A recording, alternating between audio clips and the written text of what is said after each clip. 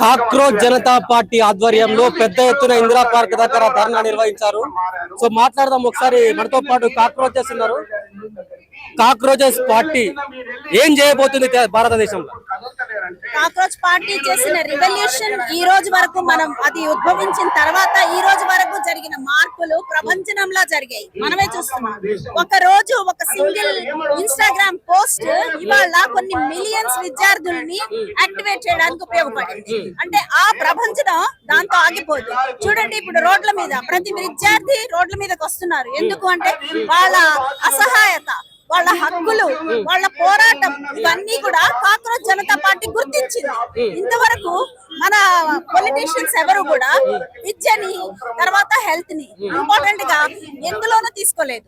ఏ elections లో కూడా వాళ్ళు ఏం మాట్లాడతారు, మీకు ఇన్ని సబ్సిడీలు ఇస్తాం, మీకు ఇన్ని ఉచిత పథకాలు ఇస్తాం, ఇవన్నీ చెప్తారు తప్ప విద్య గురించి హెల్త్ గురించి ఏ పొలిటీషియన్స్ మాట్లాడరు. ఎందుకంటే విద్యార్థులు చాలా ఎందుకు పనికిరాని వాళ్ళు. విద్యార్థులు ఎంత డబ్బు పెట్టి ప్రైవేట్ విద్య చేస్తే వాళ్ళకి అంత డబ్బు వస్తుంది. ప్రభుత్వం పరంగా ఏ సహాయం ఇవ్వదు ప్రభుత్వం. ఎందుకంటే విద్యార్థుల నుంచి మనకి డబ్బు రావాలి. సో ఇలాంటి వ్యవస్థలో ఉన్నప్పుడు కాక్రోచ్ జనతా పార్టీ పుట్టాల్సి వచ్చింది. ఇలాంటి మన హక్కులు అడగడం కోసం. విద్యార్థులకు హక్కులు ఉన్నాయి. చదువు, ఆరోగ్యం అనేది భారతదేశంలో ప్రతి ఒక్కరి ప్రాథమిక హక్కు. ఆ హక్కుని ఇప్పుడు తుడిచిపెట్టడానికి చూస్తున్నారు. కాబట్టి కాక్రోచ్ జనతా పార్టీ అనేది రావాల్సి వచ్చింది.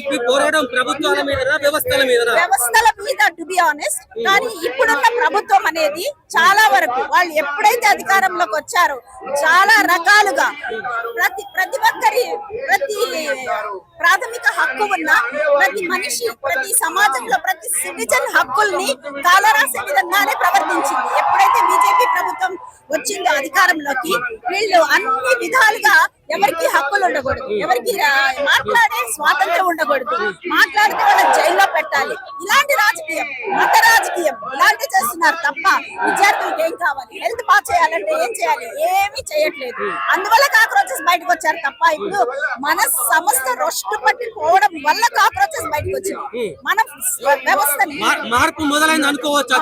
ఖచ్చితంగా మొదలైంది. ఇలా ఇంతమంది ఎలా బయటకు వస్తారు? మార్పు మొదలవకపోతే ఏ పార్టీకి వీళ్ళు ఉన్నవాళ్ళు కాదు. వీళ్ళెవరు ఒక పార్టీకి సంబంధించిన వాళ్ళు కాదు. పార్టీలకు అతీతంగా, ఇంకా చెప్పాలంటే కుల మతాలకు అతీతంగా పిల్లలు బయటకు వస్తున్నారు. అంటే దాని అర్థం ఏంటి?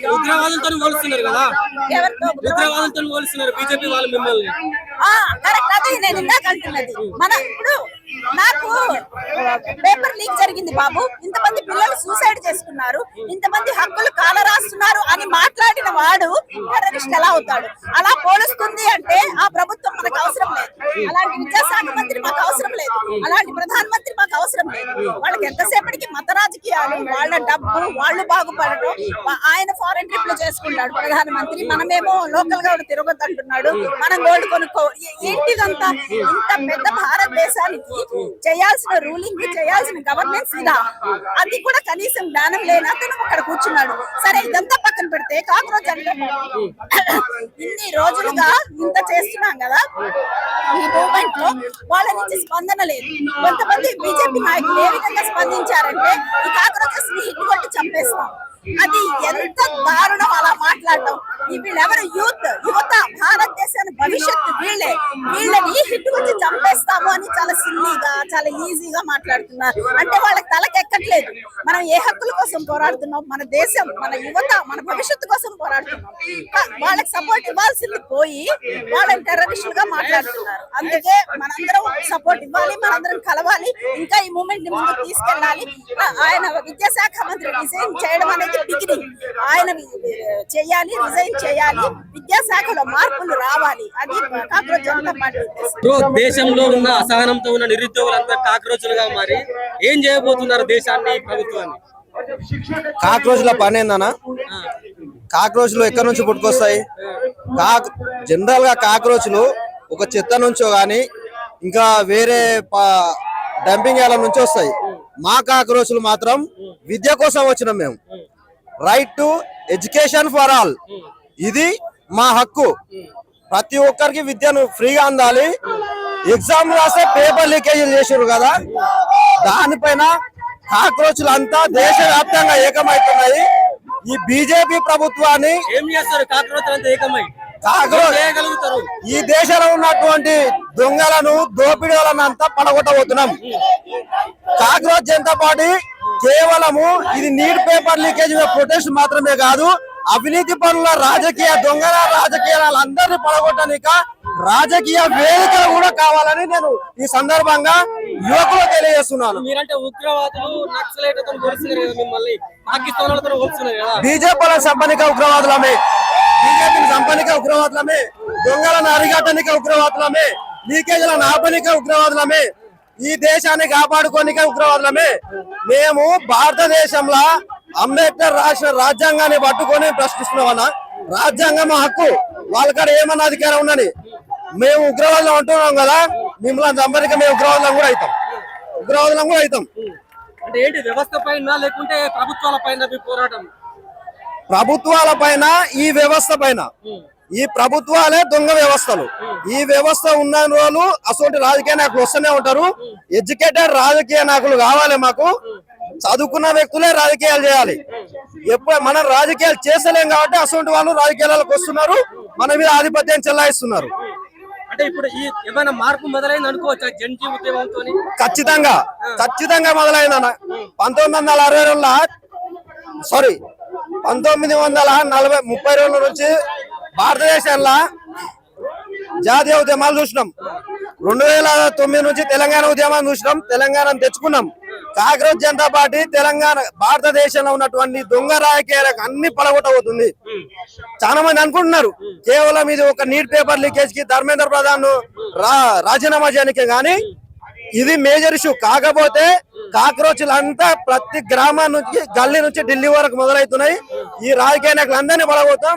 2029 ఎలక్షన్ లో కూడా కాక్రోచ్ జనతా పార్టీ నుంచి పోటీ కూడా చేస్తాం. అంటే కేవలం ఎడ్యుకేషన్ మినిస్టర్ రాజీనామాతోని అంతే క్లోజ్ అయిపోతుందా, లేకపోతే ఇంకా కంటిన్యూ చేసే అవకాశాలు ఉన్నాయా? ఇది ఆయన ఒక్కైనా రిజిగ్నేషన్ చేస్తే అవినీతి ఆగదు. ధర్మేంద్ర ప్రధాన్ ఒక్కరు రాజీనామా చేస్తే అవినీతి ఆగదు. బీజేపీ పార్టీ దొంగ బోగస్ పార్టీ, అది ఒక అవినీతి పరుల పార్టీ. అది ఈ ఒక్క పార్టీ అనే కాదు, ఈవెన్ కాంగ్రెస్ పార్టీలో చాలా లీకేజ్ జరిగినాయి.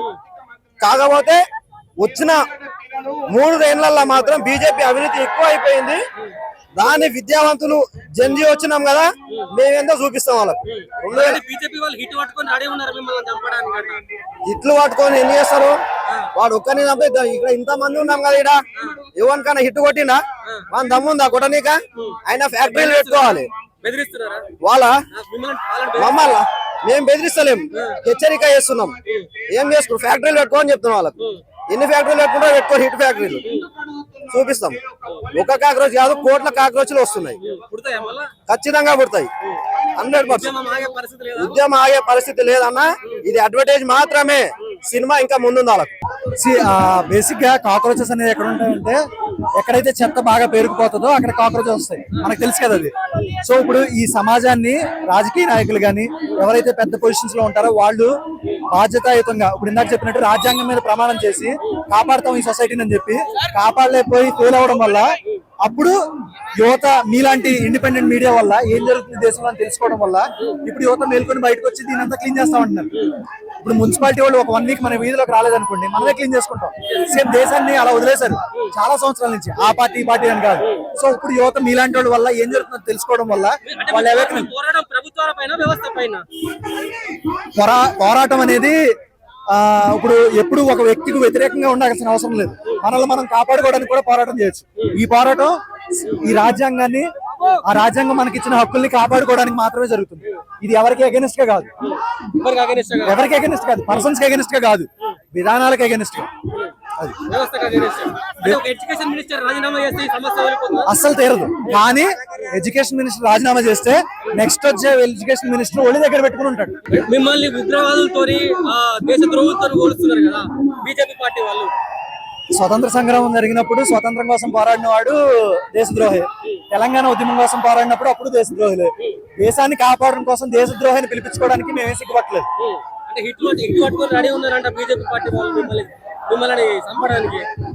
అంటే అదే చెప్తున్నాను కదా. అంటే ఇప్పుడు ఆల్రెడీ చంపేశారు కదా వాళ్ళు.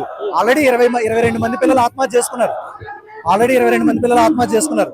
ఆ 22 మంది పిల్లల్ని వాళ్ళే చంపేశారు కదా. कॉकरोचेस के साथ रहने आई हूँ और ताकि हम एक साथ सब रहें और एक साथ अपनी मांगे पूरी करें। और जैसे कि हमें पता है कि इनका सबसे बड़ा मांग है कि धर्मेंद्र प्रधान जो शिक्षा मंत्री हैं वो इस्तीफा दे दें, और ये सबसे बड़ी मांग है। और उसके अलावा सेक्युलरिज्म और सब एक रहें और सब एक ही दर्जे पे रहें, और ऐसा ना हो कि जो सरकार है वो किसी एक जाति या किसी एक धर्म को ज्यादा ऊपर देखें और किसी को कम, किसी को नीचा देखें। और हाँ, तो ये दोनों मेरी तरफ से दो मांगे हैं जिसके लिए मैं इनके साथ आई हूँ। और हाँ, हमारा यहाँ आने की वजह यही है कि एक तो वजह यही है इस्तीफा, और इसके साथ 3-4 और बड़ी वजहें हैं जिनके साथ मैं भी खड़ी हूँ और हम सभी इसी के लिए आए हैं। who is representing cockroach party? They are like terrorists. BJP party. Someone is saying that. BJP party saying that. Who Oh, is representing cockroach Janata party? I think they are scared of the people and the people's voice. That's why they are saying that. इसलिए वो बोले कि हम कि cockroaches और हम लोग और सीजेपी के लोग टेररिस्ट हैं, लेकिन ऐसा सच में नहीं है। हम बस जनता हैं जिन्हें अपनी मांगे पूरी करनी है। और हम जैसे कि ये भी बोल रहे हैं, जो पॉलिटिशियंस हैं वो हमारे एम्प्लॉय जैसे, वो हमारे लिए काम करते हैं, तो हमें वापस इस पे लाना होगा और इस पे नहीं कि जो सरकार है वो हमसे ऊपर है और वो कुछ भी कर सकती है और हम चुप ही रहेंगे, ऐसा बिल्कुल नहीं है। तो ये सब दिखाने के लिए यहाँ हम आए हैं। और वो लोग बोल रहे हैं आप लोग क्या कर सकते हैं? हाँ, वो लोग बोल रहे हैं आप लोग क्या कर सकते हैं? हम उन्हें ऐसा लगता है कि हम कुछ नहीं कर सकते हैं, लेकिन शुरुआत तो इसी से होगा कि हम सब एक साथ आएंगे और फिर जैसे यहाँ पे हम आए हैं, फिर इसके बाद और भी चीजें होंगी। हम जाएंगे धर्मेंद्र प्रधान के पास उनके इस्तीफा के लिए, और बहुत सारी और चीजें भी होंगी, तो हम बहुत कुछ कर सकते हैं। ऐसा बिल्कुल नहीं है कि हम कुछ नहीं कर सकते।